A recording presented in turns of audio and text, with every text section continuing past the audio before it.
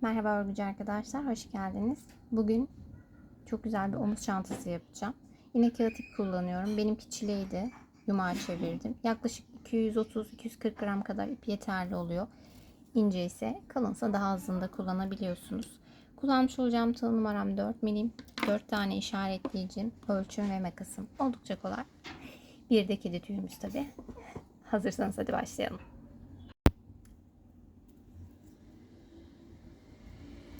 Öncelikle bir tane düğüm atıyorum ipimi tığıma bağlamak için ve orta gevşeklikte toplamda 5 tane zincir çekiyorum. 3 4 ve 5 5 + 1 olacağı için bir tane daha zincir çekip yine zincirlerimin iç yüzüne değil sırtının olduğu yerlere 2 ilmekle geçirip sık iğne yapıyorum.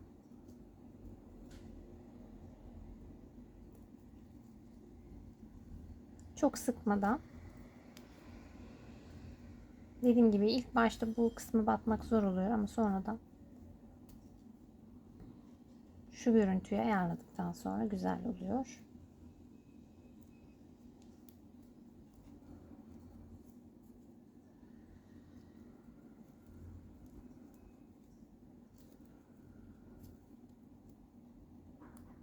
Bir, iki, üç, dört, beş. Şimdi tekrar bir zincir çekiyorum. Bu sefer işimin bu tarafındakini yüzünü çevirip tekrar başakların içine batıp birer tane daha sık iğne yapıyorum.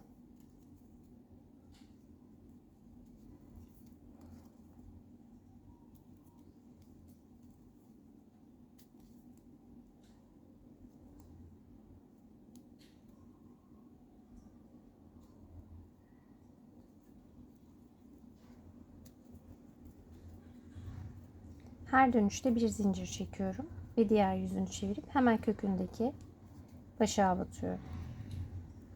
Yaklaşık 30 santime denk gelmesini sağlayacağız alttaki sıralarımızın. Bu da 30'un üzerinde bir sıra git geli yapacağız olacak.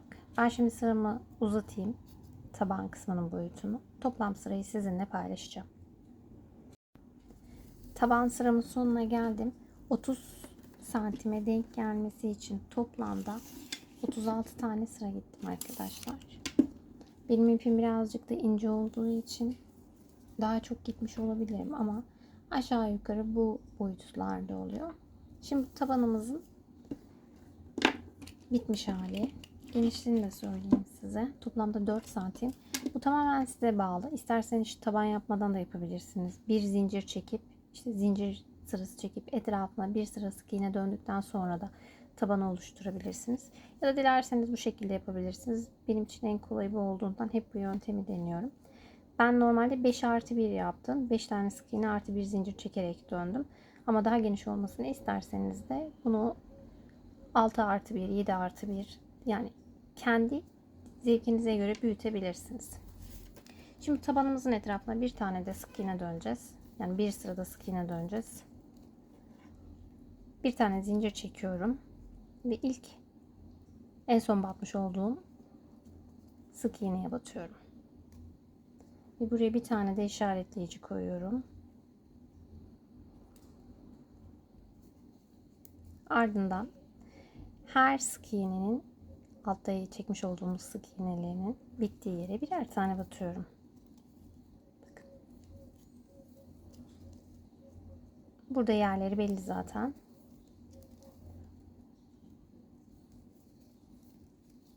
Bu sıranın sonuna kadar hepsine birer tane batacağım. Burada da sıramın sonuna geldim. Toplam 36 tane sık iğne oldu. Zaten yapmış olduğumuz taban sırası da 36 taneydi. Sadece köşelerde birer arttırma yapacağız. Bu bir ilk köşemiz. Zaten ilk çekmiş olduğumuz zincirin olduğu yer. Buraya toplamda 2 tane batıyorum. Sonra tekrar buradaki boşluklara 3 4 5, tam şurası ve 6. Burada 2 tane batmıştım. Bu köşeye de 2 tane batacağım. 6 ve 7. Bu tarafı tamam, bu kenarı tamamlamış olduk. Şimdi yine burada da bu kenarda yaptığımız işlemi yapacağız. Birer tane şu ipi de altına yediriyorum. Batıyorum. Sıramın sonuna varana kadar bu arttırmanın haricinde battığımız yerden bahsediyorum. Yani şuradan itibaren yine 36 tane sık iğne yapacağız ve bu köşemize geleceğiz. Bu gövdenin diğer kenarında da sıra sonuna geldim ve köşedeyiz. Köşeye de öbür tarafta yaptığımız gibi 2 tane batıyoruz. Ve buradaki tepeleri birer tane.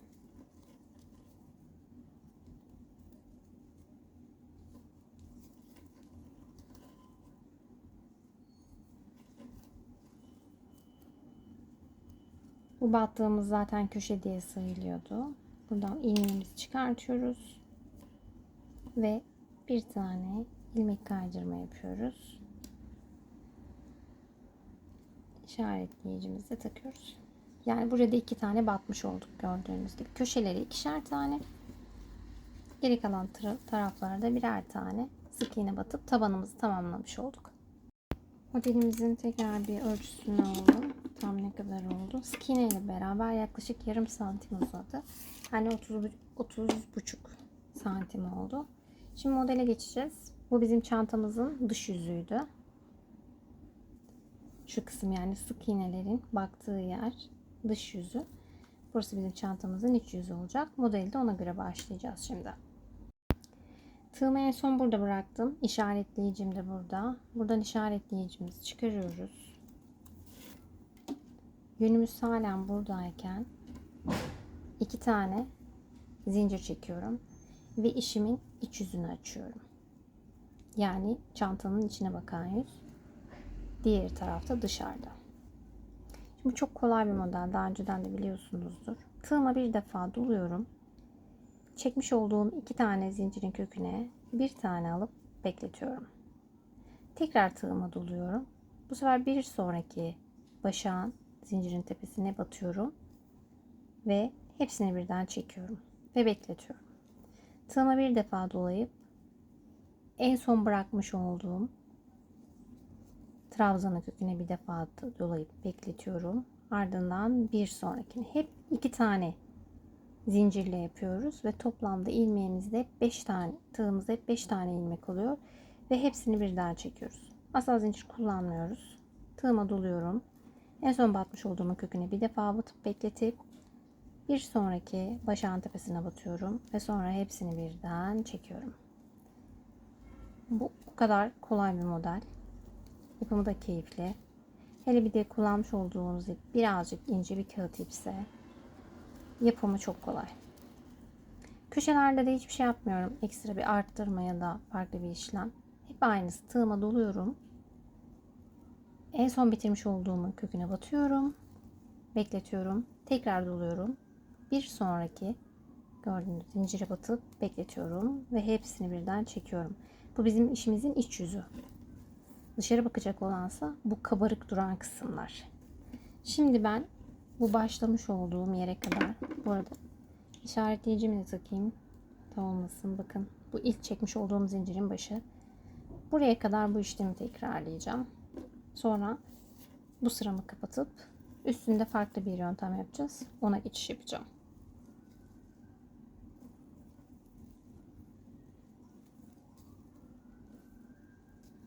Hepsinin aynı boyutta olmasına özen gösterin. Birini yüksek alıp birini engin alırsanız görüntüde bozukluk oluyor. O yüzden elinizi hep aynı boyda alıştırarak devam edin. Bakın burada hemen forma girmeye başladı zaten. Bakın sıramın sonuna geldim. Küçük bir kayık formunu aldı. Şimdiden güzelleşmeye başladı. Bu sıramızın nasıl kapatıldığını da göstermek istiyorum. Daha önce farklı bir yöntem yapıyordum. Bunu da yeni keşfettim. Gayet temiz oluyor. Şimdi ben işaretleyicimi bu başta çekmiş olduğum iki zincirin ikincisine takmıştım. Bu işaretleyicimi çıkarıyorum. Bu en son yaptığımdı bakın. Burada bitiyor delik zaten. 1 2 üçüncü, yani ilk yapmış olduğum modelin tepesine ilmek kaydırma yapıyorum. Bu kadar. Ve burada da oldukça temiz bir görüntü oluyor. Zincir çekerken de biraz daha düzgün çekmek gerekiyor. Şimdi burada bir tane zincir çekiyorum. Bu sefer işimin ters yüzüne doğru gideceğim. Yani diğer tarafını çevireceğim. Sık iğnelerimiz dışarı bakacak doğru yönleri ve direkt çekmiş olduğum zincirin tepesindeki başağa batacağım. Ardından da işaretleyicimi ilk çekmiş olduğuma yerleştireceğim. Şimdi her başağın tepesine birer tane sık iğne batıyoruz.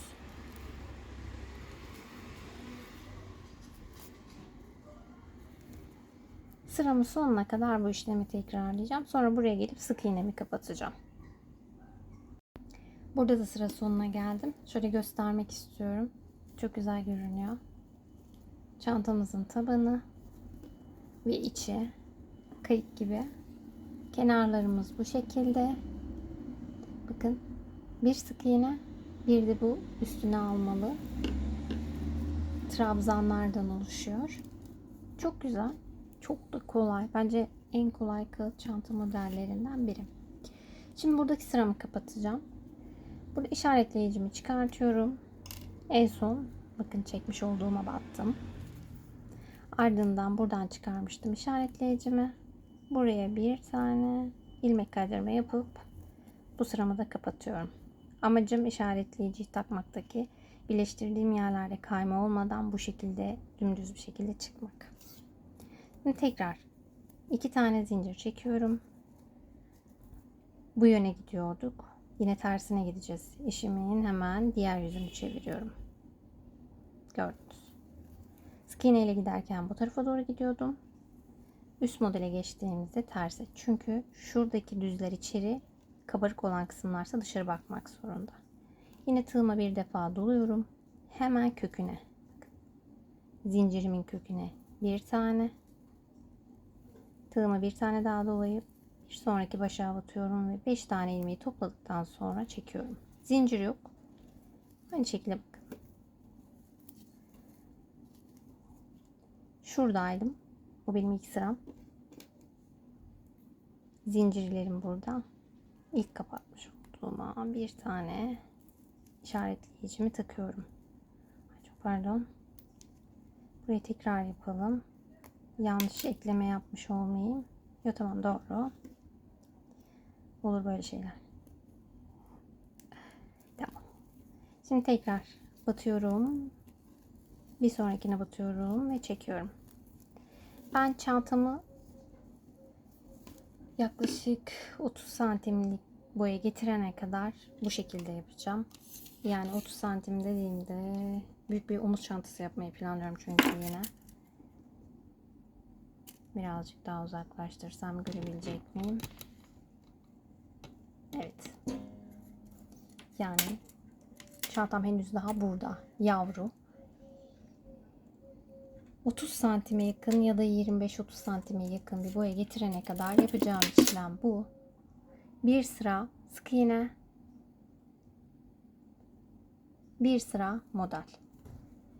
Hep tersi yöne, modele geçtiğimiz zaman tersi yöne karıştırmamak için bu inmiş, yani dümdüz görünen kısımları içeri, kabarık kabarık olan kısımlarsa dışarı bakacak.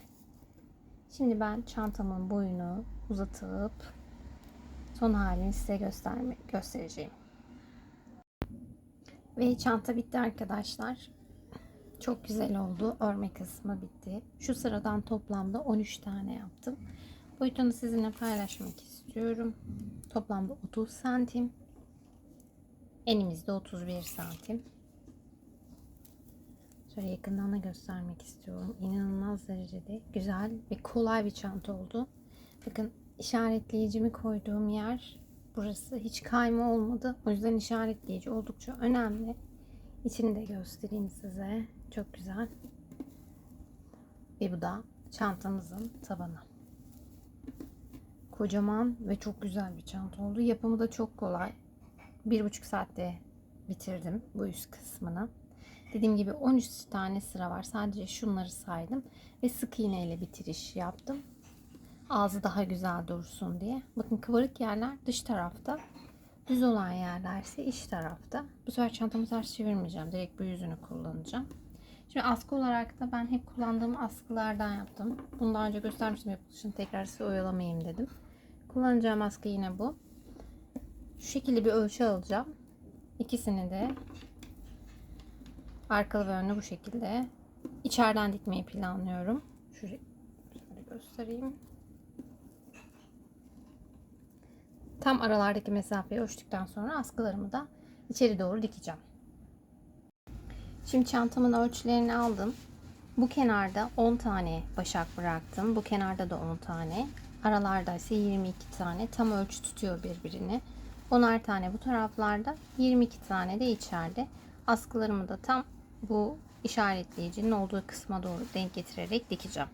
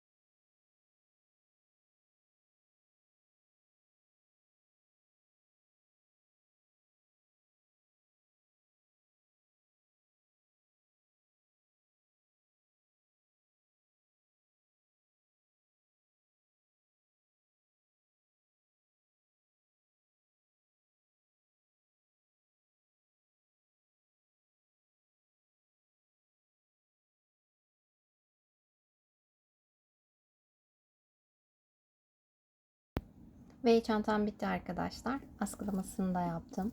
Çok güzel oldu. Böyle siz isterseniz dışarıdan da yapabilirsiniz. Farklı bir hava katmak için. Ama oldukça havalı oldu yine. Çok güzel bir çanta. Oldukça da büyük. Yapımı da çok kolay. Sanırım bu yaz yaptığım omuz çantalarındaki en kolay olan çanta bu. Oldukça hızlı bitti. Öyle söyleyeyim. Tekrar boyutunu sizinle paylaşayım. Daha uzun yapmak isterseniz değiştirebilirsiniz. 30 santim, 32 santimde enimiz var. Tabanımızı 5+1 şeklinde yapmıştık. Siz isterseniz daha büyük bir taban için zincir sayısını arttırarak artı dönüşü de koyabilirsiniz. Çantamızın derinliği de çok iyi bu arada. Bunu da size göstermek istiyorum. Hemen şurada birkaç kitap alayım. Bakın mesela. Yoğun bir dikiş yaptığımız için de hiç sarkma yapacağını düşünmüyorum çantanın. Askısını da 2 iple yaptım bu arada. Onda da aynı şekilde. Buraya bolca şey koyabilirsiniz. Plaja giderken tüm malzemelerinizi de içine katabilirsiniz. Çok kolay oldu. Yapımı da kolay. İzlediğiniz için çok çok teşekkür ederim. Kendinize çok çok iyi bakın. Sağlıcakla kalın. Bol bol gülümseyin.